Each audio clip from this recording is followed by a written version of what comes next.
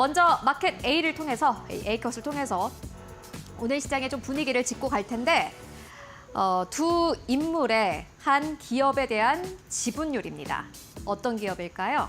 오늘 급등세를 나타내고 있는 현대모비스입니다. 현대모비스를 가지고 있는 최대 주주의 요 지분율을 봤는데 보니까는 정몽구 명예회장은요 7.29%의 지분율을 현재 가지고 있는 것으로 확인됐습니다. 그런데 의외의 인물이 있습니다. 정일선 회장인데요. 정일선 회장이 현대모비스에 가지고 있는 지분율이 0.33%에 불과합니다. 이제 많은 법의 개정을 앞두고 있기 때문에 시장에선 기대를 하고 있습니다. 어쨌든 간에 정일선 회장 쪽으로 좀 지분이 많이 넘어와야 할 텐데 그 중심에는 현대모비스가 있고 이에 따라서 현대모비스의 PBR이 함께 올라갈 것이다라는 기대감 나오고 있습니다. 이 셈법이 특히나 복잡해진 게 지금까지는 뭐 자동차 기업들의 경우에는 실적이 잘 나와야 주가가 잘 갔습니다. 그런데 최근의 흐름은 약간 바뀌었습니다. 뭔가 지배 구조 안에서 변화가 있지 않을까? 지분율의 변화에 따라서 기업의 가치가 올라갈 수 있지 않을까 하는 기대감 때문에 실적과는 또 별개로 종목들의 주가가 상승 탄력을 받아가고 있는데요. 그래서 키움증권에서는 이렇게 이야기를 합니다. 지금 자동차 안에서는 현대모비스가 탑픽이다라고 이야기를 하는데요. 일단 한 가지 좀 가정을 해봐야 될 것 같습니다. 여당이 발의한 상속세 및 증여세법의 일부 개정 법률안이 본회의를 통과할 경우에는 현대모비스의 주가가 지금보다 아주 강력하게 탄력을 받을 것이다라는 기대감 있습니다. 현대모비스가 증여 대상 지분의 중심에 서게 될 것이다라는 전망 나오고 있는데요. 앞서서 보셨다시피 정의선 회장이 현재 가지고 있는 지분율은 0.33%밖에 되지 않기 때문입니다. 현대모비스가 핵심 회사로 부각 가능하고 PBR 상승이 기대될 만하다라는 의견 나오고 있고요. 이게 첫 번째 이유였고 두 번째는 외국인 지분율입니다. 외국인들이 앞으로 현대모비스를 더 살 것이다라는 기대감도 함께 나오고 있는데요.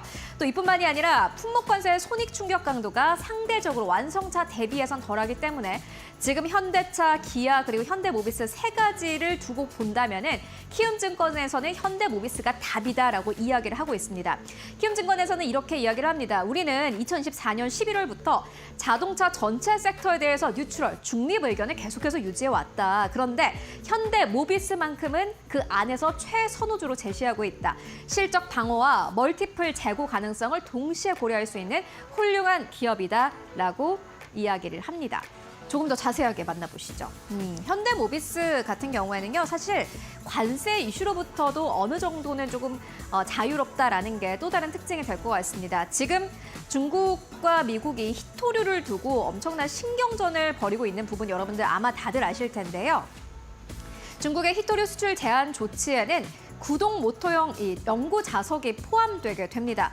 이미 이에 따라서 미국과 유럽의 구동 모터 공급사들은요, 중국으로 최종 조립 공정을 이전하는 방안을 검토하고 있다고 합니다. 그렇다면 현대모비스도 그래야 될까요? 현대모비스는 또 다른 카드를 가지고 있다고 하는데 중국 국산 이 구동 모터형 연구 자석의 국내 수입 절차를 진행하고 있는 것으로 파악되고 있고요. 중국 정부의 최종 승인이 이루어질 경우에는 경쟁사 대비해서 안정적으로 구동 모터를 공급이 가능하다. 그렇기 때문에 현대모비스의 경우에는 지금 지배 구조에 대한 좀 변경 이슈도 있지만 이뿐만이 아니라 지금 자동차 업종 자체를 크게 짓누르고 있는 관세 리스크로부터도 굉장히 자유로운 좋은 기업이다라고 키움증권에서는 이야기를 하고 있습니다. 현대차, 기아, 현대모비스 가운데 현대모비스를 탑픽으로 꼽는 애널리스트가 꽤 많았습니다. 그런데 또 반대로 현대차를 탑픽으로 꼽는 그러한 증권사도 있었습니다. 두 가지 의견 함께 만나볼 텐데 LS증권에서는 아니다. 우리가 하반기까지 봤을 때 자동차 섹터 안에서 탑픽은 무조건 현대차다라고 이야기를 하고 있습니다. 자동차 업종 주가에는 이미 관세 리스크가 반영됐다라는 부분이 굉장히 긍정적이라고 이야기를 합니다. 일단 현대차와 기아는 지금보다 주가가 더 떨어지지 않는다라는 부분에 큰 점수를 줘야 된다라고 이야기를 하고 있고요. 주가 하락 요인보다는 반등 요인이 많은 것이 지금의 완성차 기업이다라고 이야기를 합니다. 일단 긍정적인 시나리오 함께 만나보시면요. 현대차와 기아는 자사주 소각을 약속한 바 있습니다. 이게 관세 충격이 있다고 하더라도 2027년까지 자사주를 소각해 나가겠다라고 의지를 밝혔고요. 이뿐만이 아니라 경쟁사 대비해서 주가 하방이 견고하다라면서 현대차, 기아의 외국인 수급은 좀 비어있는 상황인데 외국인들이 팔고 나간 만큼 그만큼 또 현대차와 기아 쪽으로 외국인들의 수급이 들어올 것이다라는 기대감을 내비치기도 했습니다. 그리고 우려 대비해서 실적도 너무 우려가 커서 그렇지 사실 현대차와 기아 자체 실적은 괜찮다. 그리고 높은 주주 환원율 자체가 지금의 주가를 끌어올릴 수 있는 요인이다라고 이야기를 하고 있고요. 물론 부정적인 시나리오도 있습니다.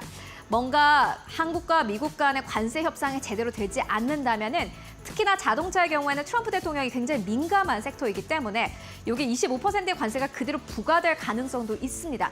이게 워스트 시나리오인데 워스트 시나리오는 이미 우리가 모두 다 알고 있다라는 게 LS증권의 요지였고요. 그런데 이 시나리오를 가정해도 글로벌 OEM 대비해서 저평가다라는 부분이 현대차와 기아를 볼만하게 하는 요인이 되고 있다라고 이야기를 하고 있습니다.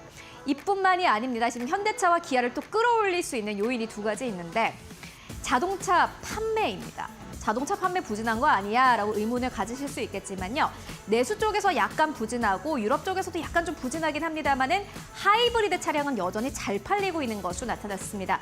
특히나 미국 내에서 하이브리드 차량을 찾는 고객들이 이전보다 훨씬 더 늘어났다라고 하는데요. 현대차의 경우에는 이번 해 팰리세이드 하이브리드를 미국에서 출시할 예정입니다. 원래 미국인들이 현대차 가운데서 가장 사랑하는 차종 중에 하나가 팰리세이드인데 팰리세이드에다가 하이브리드까지 붙여서 나온다면은 현대차가 이전보다 판매 대수가 더 늘어날 것이다라는 기대감 나오고 있고요. 기아도 역시나 마찬가지로 히든카드를 준비하고 있습니다. 텔루라이드인데 이 또한 하이브리드 차량입니다. 그렇기 때문에 현대차와 기아가 새롭게 하이브리드 차량을 준비해서 앞으로 지금까지는 좀 부진했던 실적을 그래도 개선시켜 나갈 것이다 라는 기대감 나오고 있습니다. 네, 마지막으로 투자 의견 함께 정리해보고 가시죠.